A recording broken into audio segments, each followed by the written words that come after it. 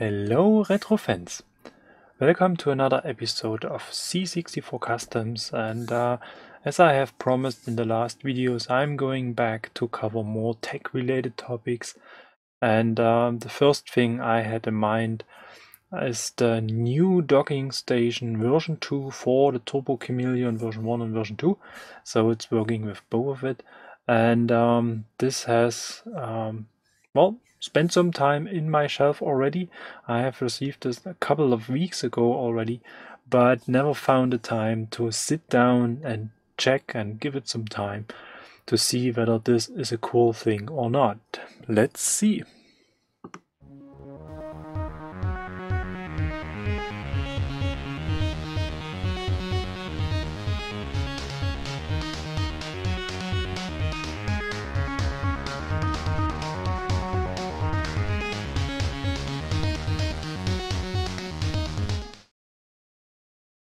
And here we go. Let's jump directly to the thing we are going to talk about today. And this is really this, what's covered already with a lot of things here in the middle. And this is the new docking station version 2.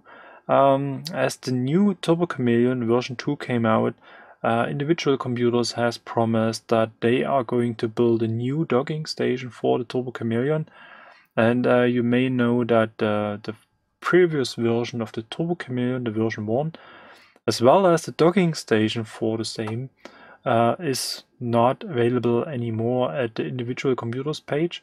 You may find one every 2, 3, 4 months somewhere out in the wild as a second-hand product. So I was really happy to see that Individual Computers has promised to come with a new version of the docking station, and that they are going to produce enough so that everybody has a chance to order this quite regularly at their page. And it took a little bit longer than I have expected. So basically I was looking for somewhere Q1, Q2 of this year, but basically it came out I think several weeks ago, somewhere late summer, something like this, can't even remember. And I was pretty jumpy, so I ordered it straight away. And unfortunately, I never found the time to sit down and test this thingy. And now, since I have finished this How I Work series and got some other things sorted, I found the time to come back to this nice piece of hardware. So as you may can see, it is already connected to my whole system here, and this is basically the first thing I'd like to talk about. My expectation was that the docking station for the Turbo Chameleon is making life a bit easier. So you may have seen my previous videos covering the Turbo Chameleon version 2, when I have used a C64 kind of a base, well, station or something like this, like a host. And this was basically required to attach joysticks to the Turbo Chameleon. So basically, or technically, the Turbo Chameleon is working without a docking station as well. You just have to power this by USB, and then you can attach your VGA output and your PS2 keyboard, your PS2 mouse, and then you're basically ready to go. So if you are, let's say, looking for some Amiga action or something like this, then this is basically the way to go. But if you look into a more, let's say, gaming related scenario, if you want to play C64 games, Amiga games, or even PC Engine or arcade ports, arcade cores, then it's basically really a good idea to invest into this docking station, because you can connect up to 4 joysticks to this docking station, and then you can have some 4-player action. I just what came to my mind is Dyna Blaster on Amiga with 4 people. Was a lot of fun back in the time, so, and I think it's going to be the very same. But yeah, I mean, basically this is what it is all about. I mean, it's a docking station. It's not adding additional functionality to the Turbo Chameleon itself, except for the joystick ports, and that's pretty new for the version 2 docking station. You have some MIDI in-out ports.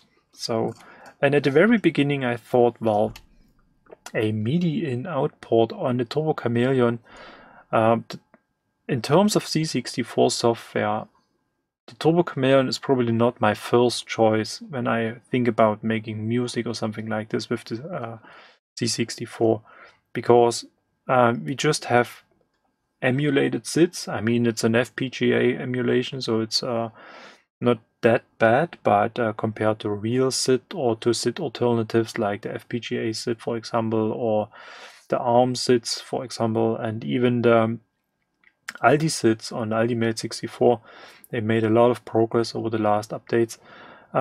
This is probably something you have in mind when you think about making music with a C64, and then MIDI would be indeed a very comfortable solution. But then I was thinking a little bit further, and using different cores on the Turbo Chameleon makes it possible to use the Amiga core, for example.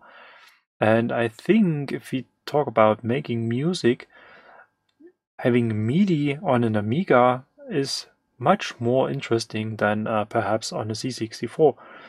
And I think there are basically two scenarios. So you can feed MIDI into your Amiga system and use the Amiga as some kind of well, playback engine for your MIDI signals.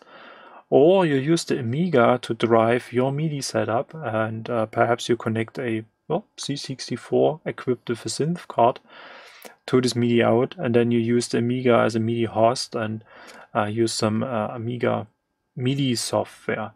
So this could be an interesting option. I'm still not sure whether this is the killer feature on this docking station, but basically it's something we got with this version, and basically we are not going to complain about it at all. So what else? We got a chance to connect 4 joysticks, what I have mentioned already. We can connect a C64 keyboard. This is my modified C128 keyboard, but that's basically acting as a C64 standard keyboard. And we are able to connect an Amiga 500 keyboard. Unfortunately, I wasn't able to find one in my boxes, since they are stored in the attic, and it's actually a little bit difficult to get to this stuff, and I wasn't really interested in to disassemble a working Amiga 500. So I haven't tested this version, but this is something I'm going to do because I'm interested in to see whether the Amiga 500 keyboard is working in conjunction with the Amiga core, the Minimic core.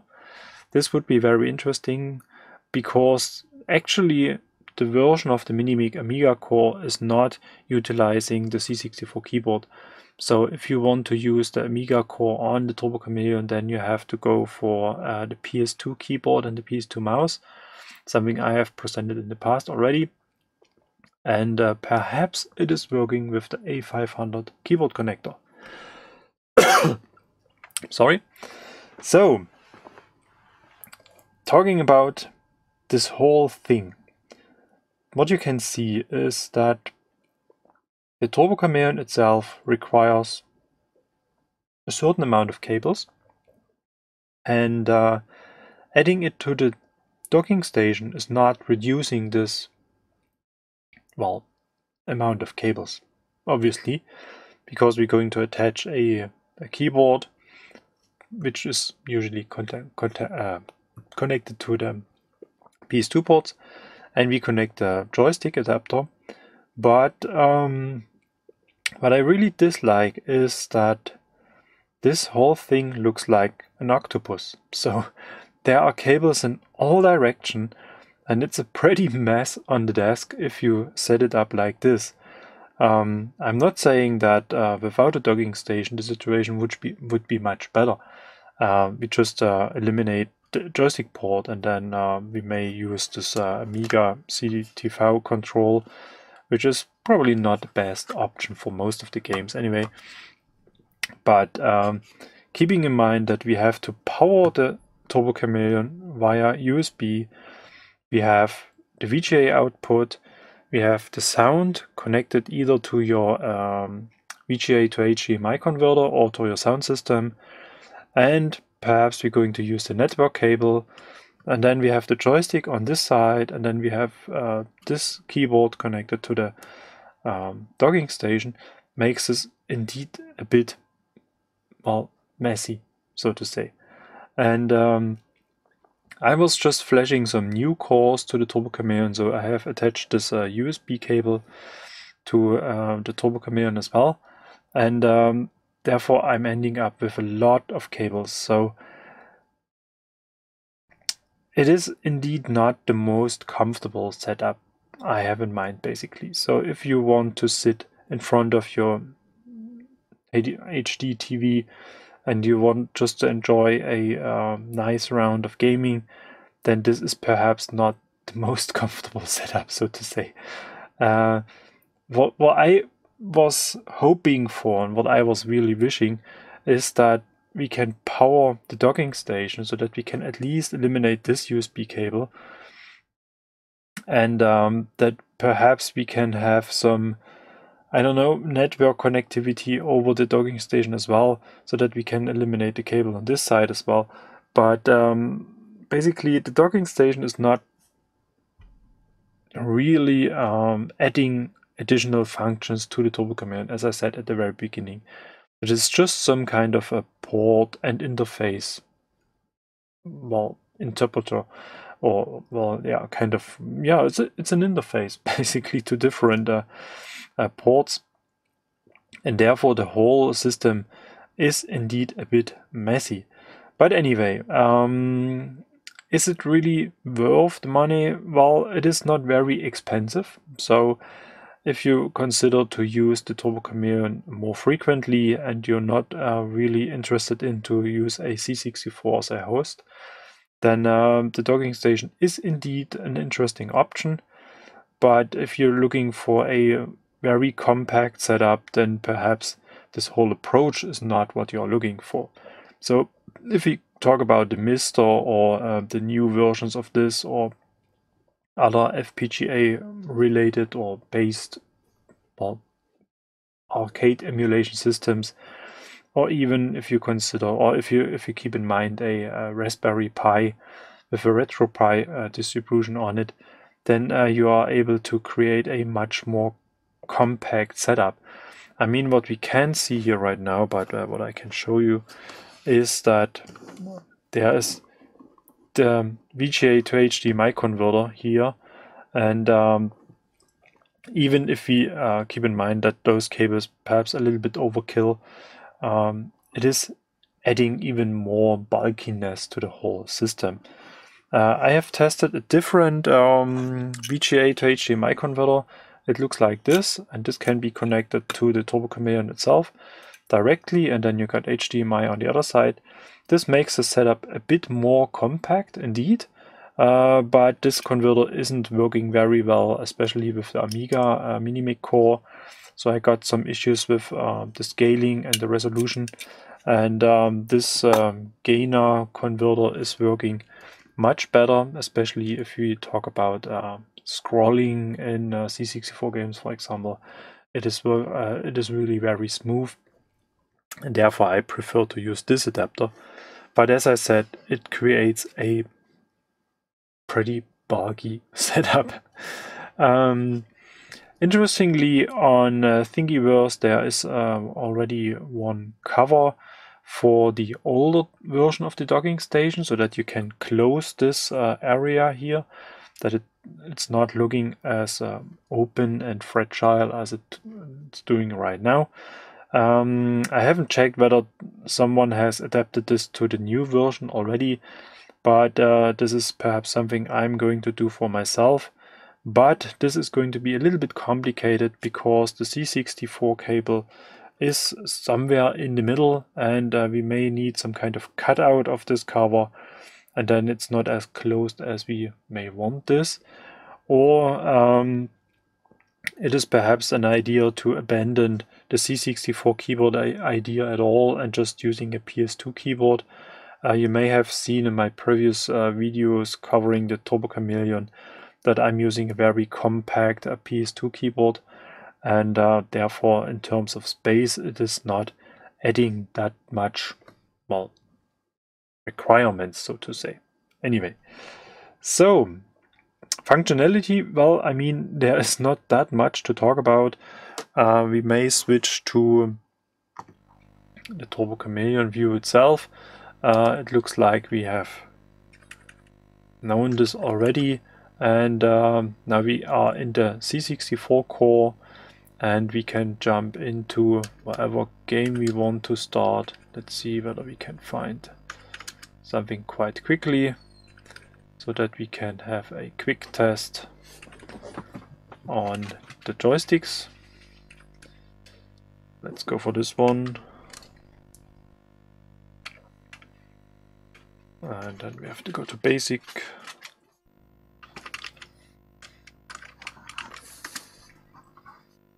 And I assume this is going to work on joystick port 2.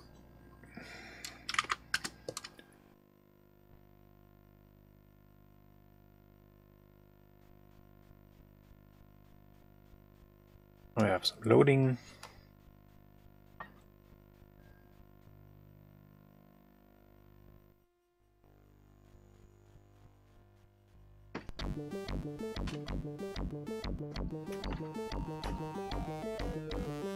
And some more loading. But we got some music already. And I'm going to make this a little bit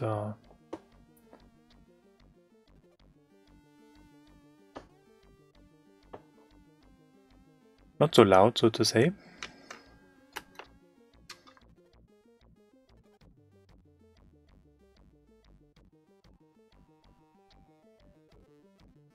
Perhaps I should have picked a different game, but no, okay.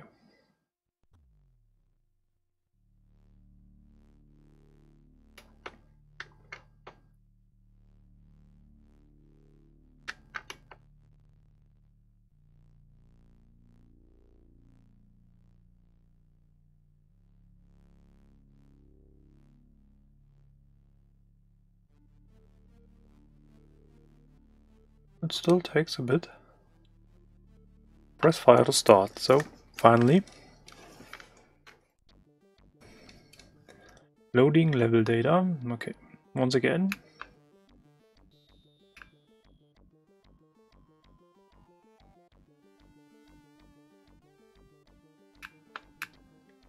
Good luck. Still loading, okay. Now we go.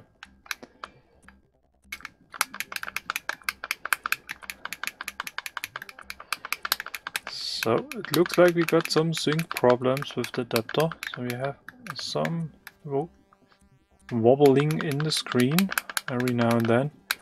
So I may have to check whether I'm running it on the right resolution. But basically, as we can see, we can use a standard C64 joystick for playing C64 games on the Turbo Chameleon without attaching it to a C64, and this is basically the whole exercise of it and the main purpose. So let's jump out of this and see whether we can test another one, and for this reason I like to go for a different core. And let's test the Pengu core.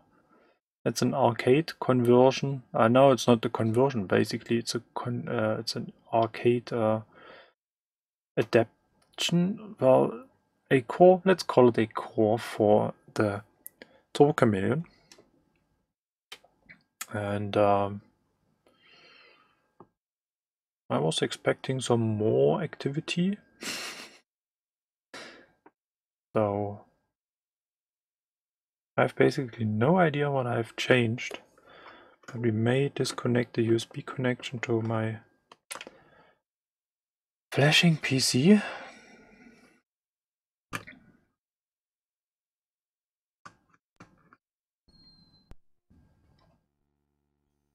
But beside this,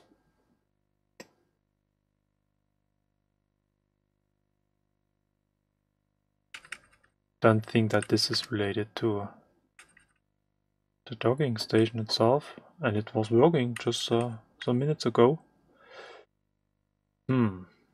Very strange. This is an older mini-mic core.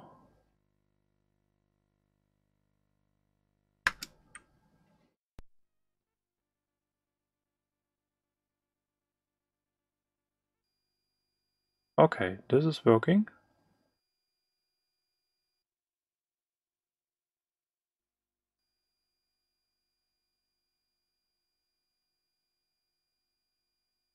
And what we can see here right now is that we cannot use the C64 keyboard, but we can use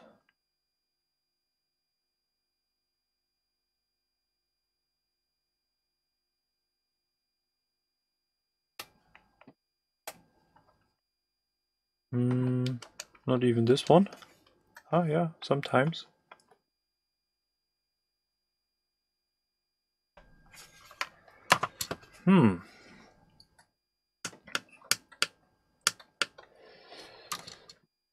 That's really, really strange. Perhaps my batteries are empty? I don't know. So anyway, we can boot into this Amiga core, so there's basically not a complete fail of this one. So let's see if this was really just related to the USB connection, which would be very strange indeed. Yeah, basically. This was the reason. I have no idea why, but good to know. Good that we went through this. And yeah, for those arcade cores, we do not need a keyboard. And you can use the CDTV control to insert coins, for example, but we can use the buttons on the Turbo Chameleon as well. So here we can throw in some coins, and then we can start the game with the middle button, and then we can use joystick in port 1 to walk around and do what we have to do in this game. And this is indeed very interesting.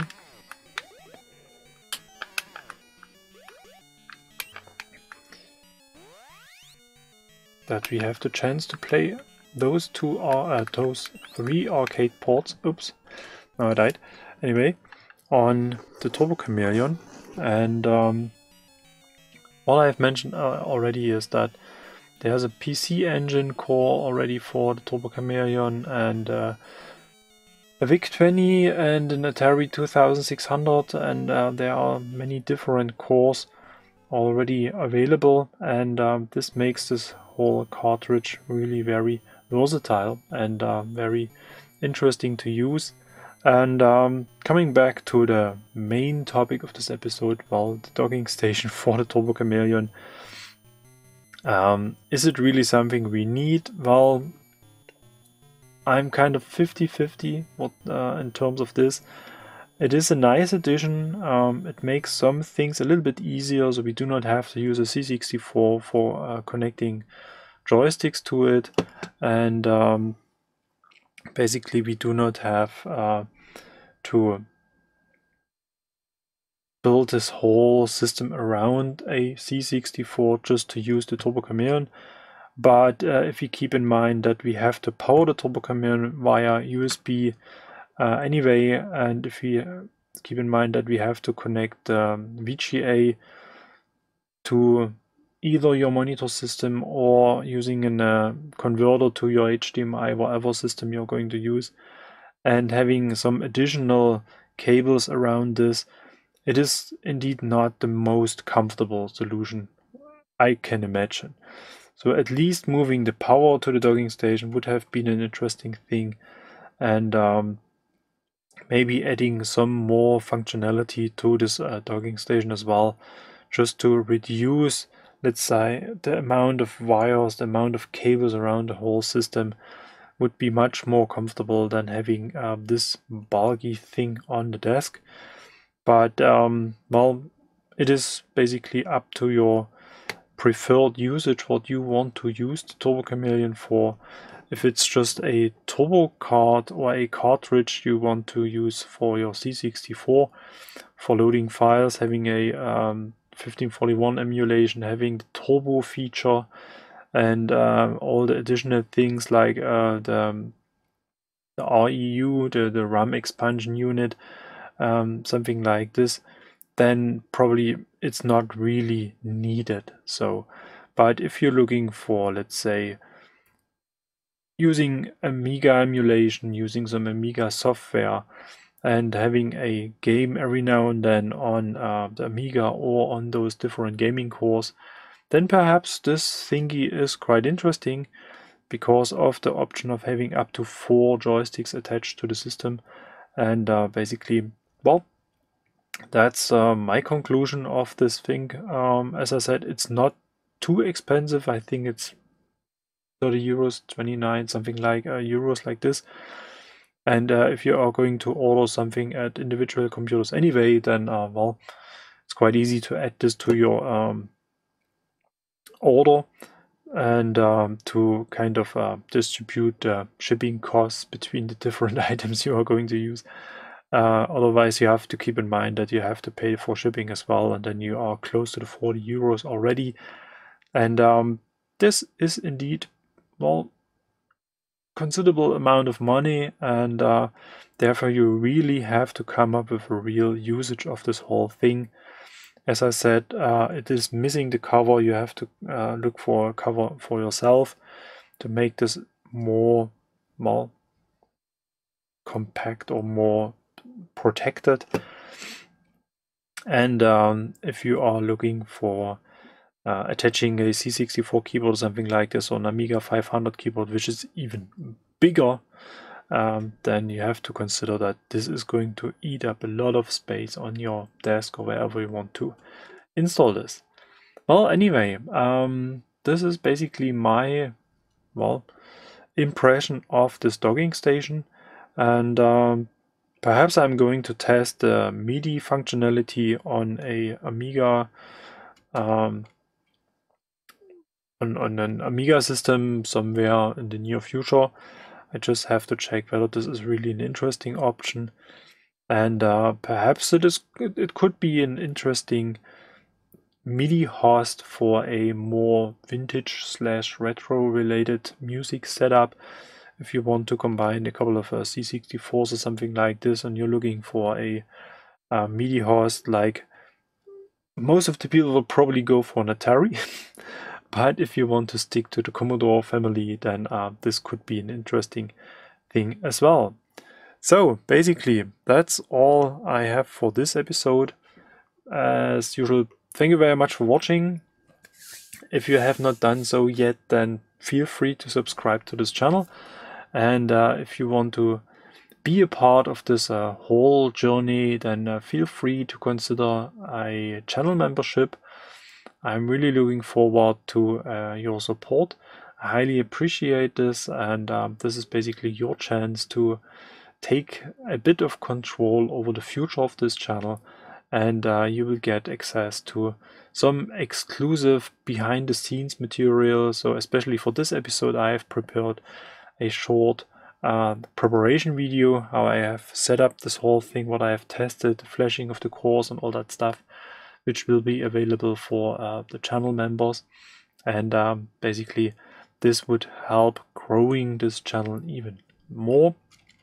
And I'm not going to use the money to make a good holiday somewhere on a faraway island. I'm using the money to support other projects like Steve's Pi 1541 project, like Protovision, just to mention some.